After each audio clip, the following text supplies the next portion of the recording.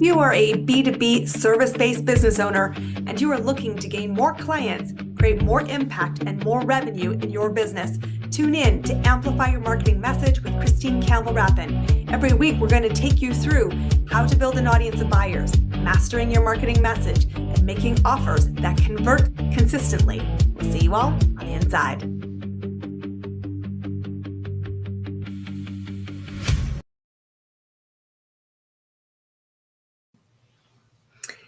You know that moment when your heart sinks? You have found the perfect potential buyer. They're curious about your services and they ask you, what's the investment? And you deliver your number. And the response isn't what you expect. It's OMG, that's expensive. Where do you go from here? Well, today I want to tackle how do you handle a comment around the price of your services? Because this is the moment for you to lean in if you want to win the business. There's a couple things I want to tackle first off around what is really happening for the buyer when their immediate response is of shock, awe, and unexpected, wow, that's expensive. The first piece of this puzzle is I want you to know that just because somebody has made an observation about their interpretation of the number does not mean that they are going to say no. In fact, the fact they have made a response at all in that fashion indicates they are processing and with the intent to reconcile the price versus the ROI, the return on the investment that they will get. We all know just because something is expensive doesn't mean we don't buy it. It means we have to justify it. And that means we're engaging in our logic brain.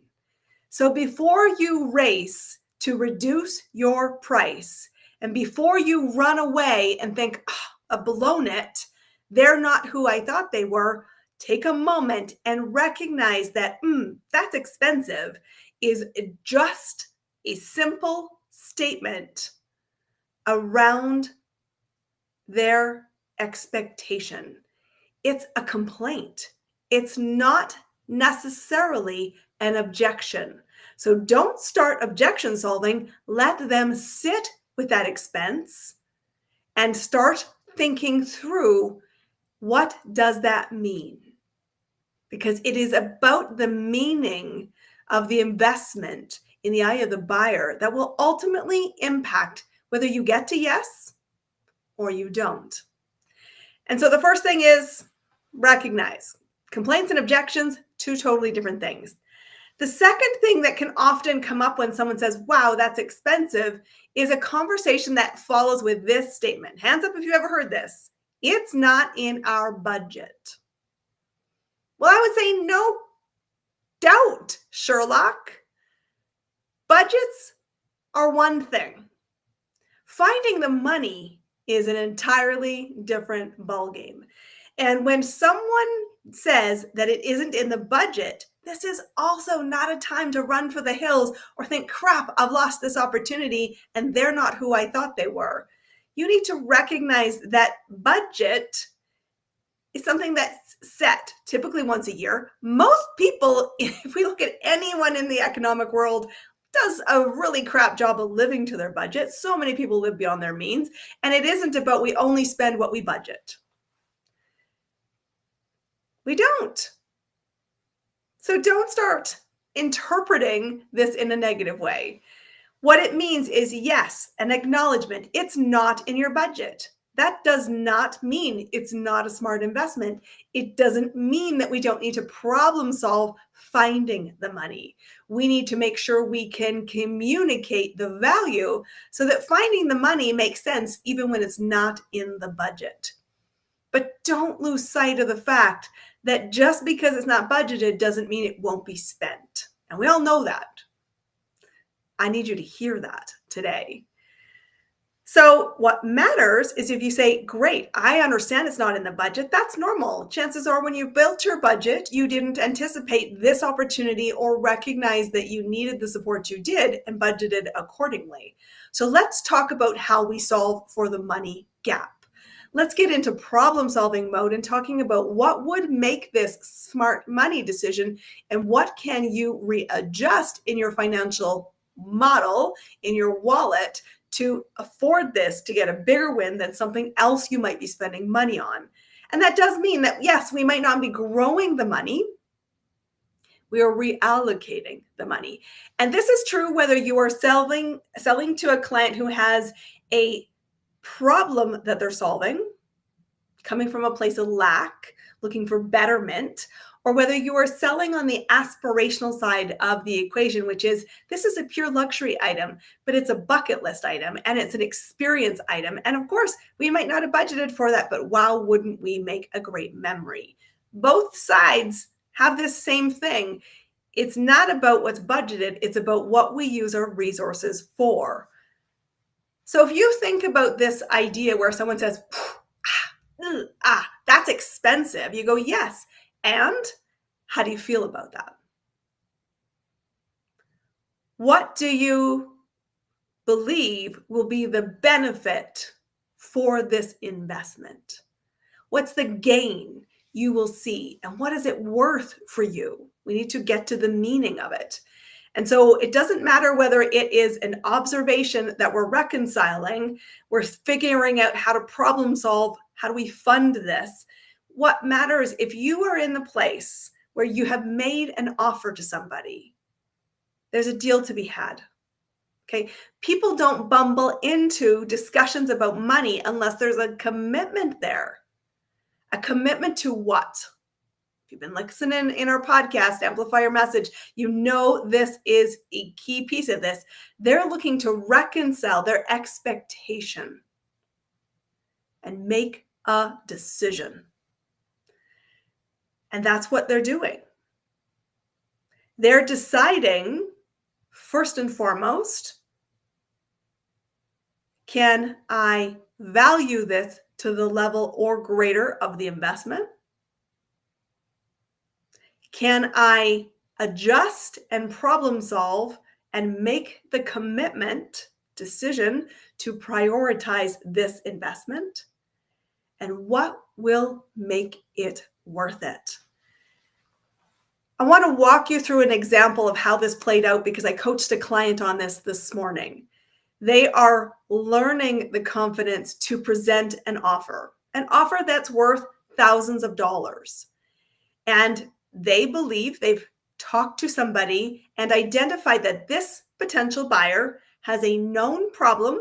Number one, they are curious about solving it and they're trying to reconcile the commitment resources that will be needed to win that outcome.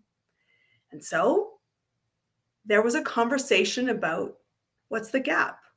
What's the framework? Who do you need to be? Why is that attractive? And the potential buyer indicated with a buying signal, tell me the investment.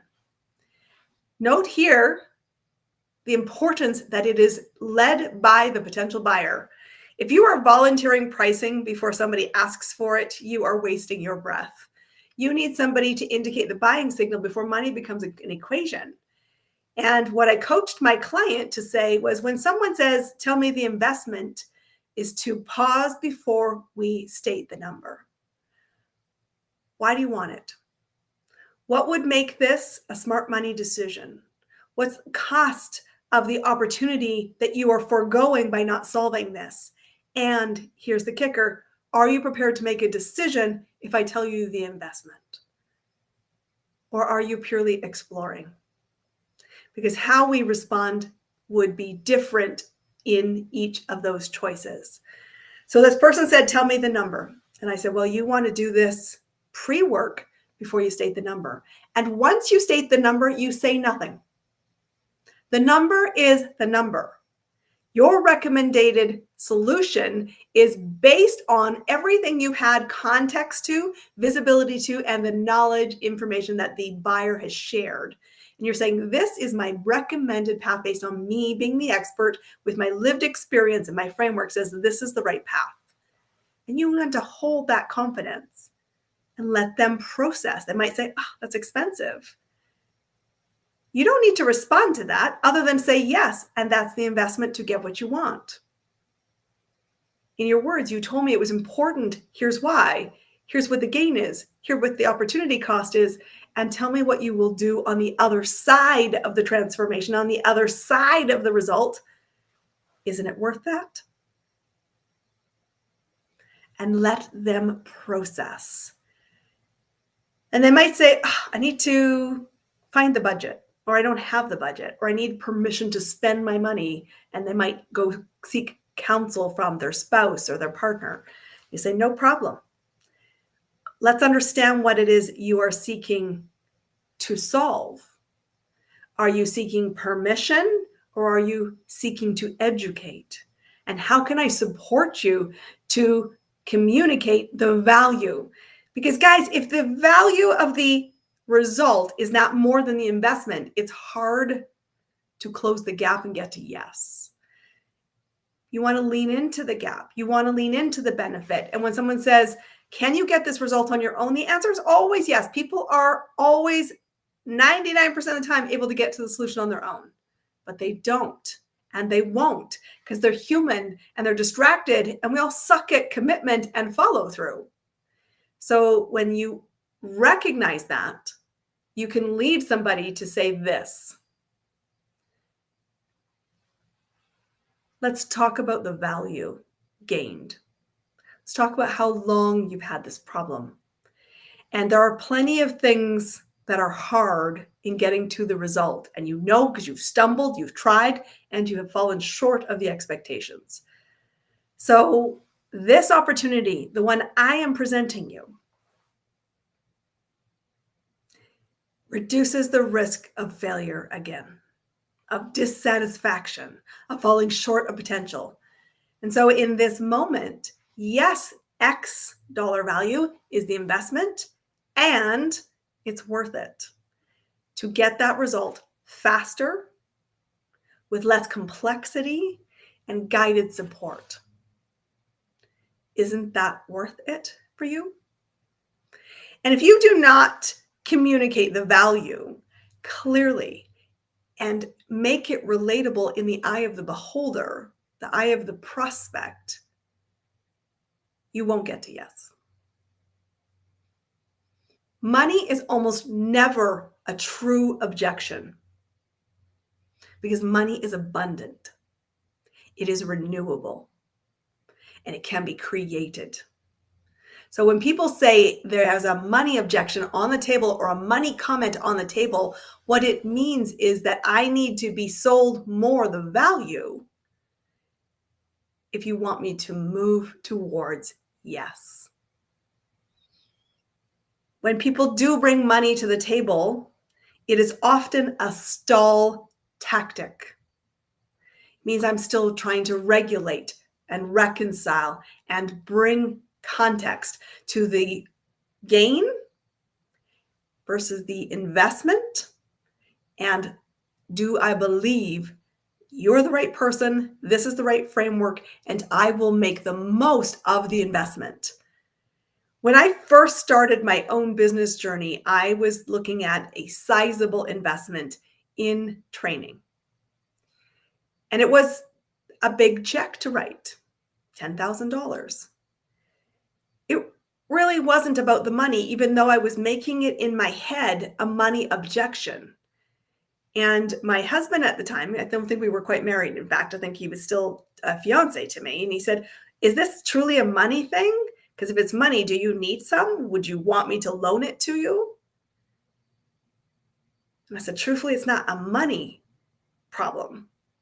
It's a will I value it to the degree if I write the check? And nobody else can make that assessment for you. Nobody else could make that assessment for me. And he's like, well, what advice would you give a client? And I said, bet on yourself. Betting on yourself is low risk. Every decision you make, you have unknowns at the table. You make the best decision with the most amount of information you have, knowing your information is flawed and does not cover every contingency, but you make the decision and you move. You constantly use the feedback loop.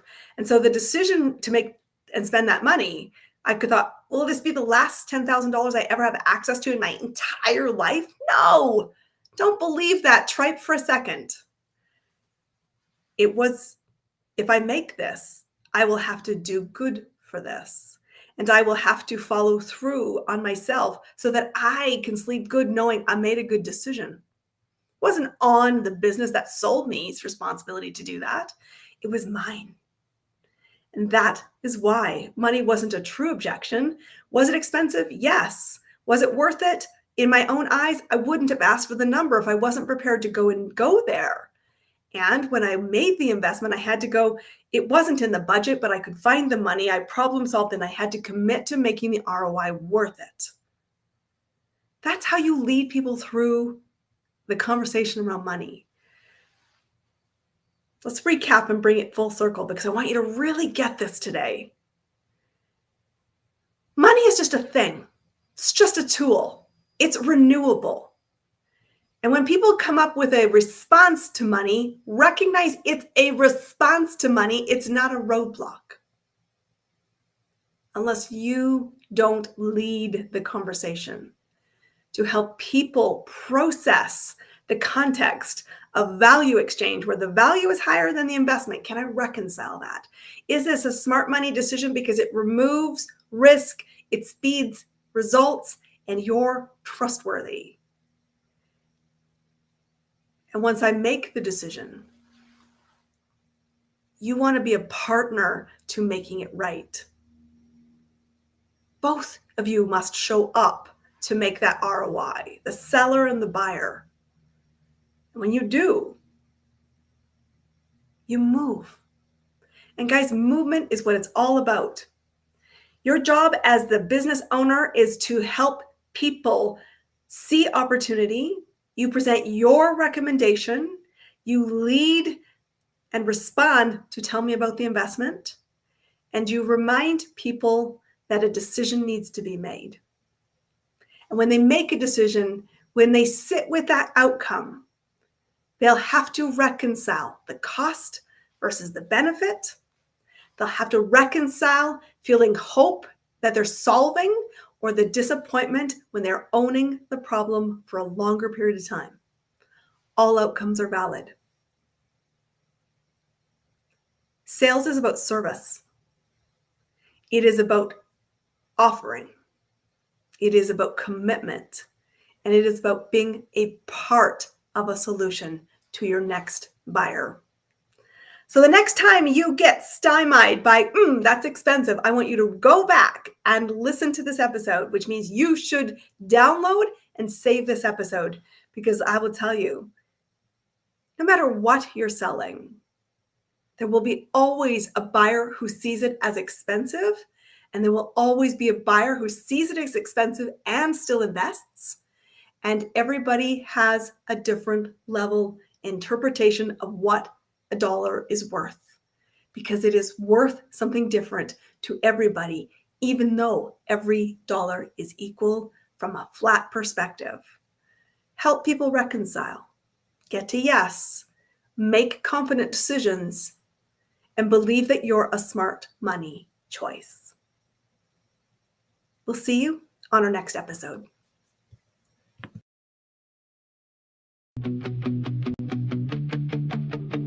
That's a wrap on another amazing episode of Amplify Your Marketing Message with me, your host, Christine Campbell Rapin. Be sure to subscribe on your favorite podcast platform so you don't miss another great episode. And be sure to visit christinecampbellrapin.com/podcast to get a free resource on how to master your marketing message. We'll see you all on our next episode.